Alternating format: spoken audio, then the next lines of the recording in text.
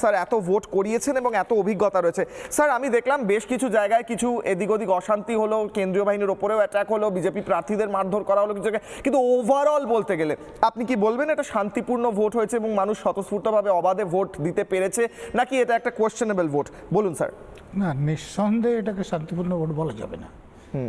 একটা বুথেও যদি গন্ডগোল হয় তাহলে সেটা শান্তিপূর্ণ নয়, হিংসা হয়েছে, এটা হওয়া উচিত নয়, এক নম্বর। দ্বিতীয় নম্বর কথা, যারা বলছেন যে লোকের নাম্বার দিয়েছে তারা যদি থাকতেন তাহলে পার্সেন্টেজ কম হতেন, তাহলে সেই নামগুলো থাকলে তারা কি ভোট দিতেন না? অতএব তারা থাকলে পার্সেন্টেজ কমে, এতে কোনো যুক্তি নাই। না, মৃত ভোটার, শিফটেড ভোটার তাদের কথা বলছেন যারা। তার মানে সেগুলো তো থাকার কথা নয়, সেগুলো নিয়ে আলোচনা হয়। বেশ স্যার বলেন।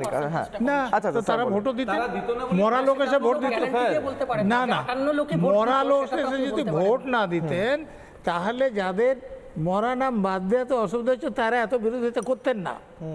এবং আপনি তো বিধাননগরের কথা বললেন, সবাই চেনে, presiding officer, polling officer, police officer, কিন্তু তার নামে ভোট দেওয়া হচ্ছে।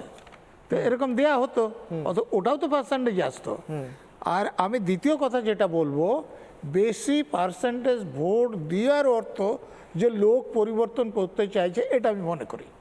মনে করেন? হ্যাঁ, মনে করি।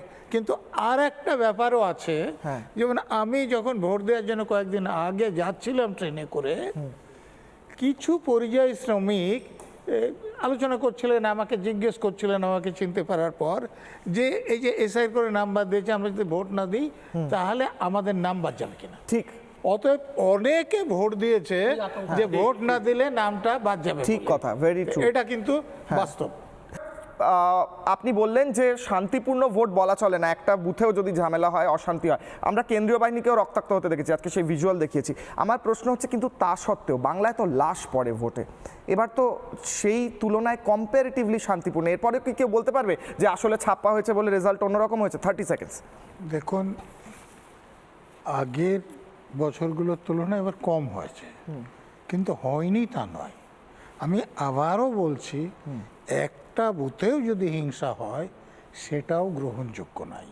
এবং আমি ইলেকশনের কমিশনের কাছে, রাজ্য প্রশাসনের কাছে আবেদন করব যে পরবর্তী পর্যায়ে যে ভোট আছে সেখানে যাতে একটা বুথেও কোনো হিংসা না হয়।